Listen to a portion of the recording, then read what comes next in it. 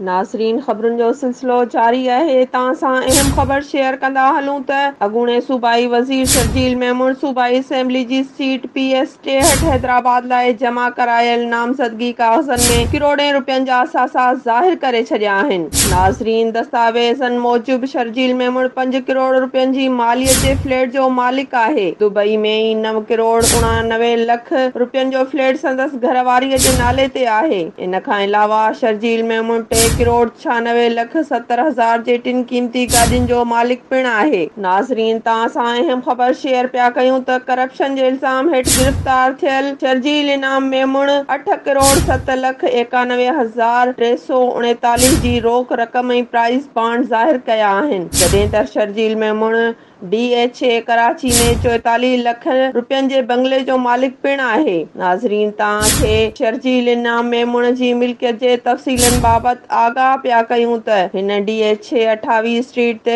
97 लख रुपयनि जी मिल्कियत ज़ाहिर कई आहे। शर्जील मेमून जी घरवारी जे अकाउंट्स में 2 करोड़ 29 लख 79 हज़ार रुपया ज़ाहिर कया विया आहिनि, जॾहिं त फर्नीचर जी मद में 25 लख रुपया ज़ाहिर कया विया आहिनि। दस्तावेज़नि मूजिब शर्जील मेमून थरपारकर में 1 करोड़ 50 लख 80 हज़ार रुपयनि जी मिल्कियत जो मालिक आहे ऐं इंटरनेशनल गुल्फ ग्रुप में संदसि घरवारी 80 लख रुपयनि जी भाईवार आहे।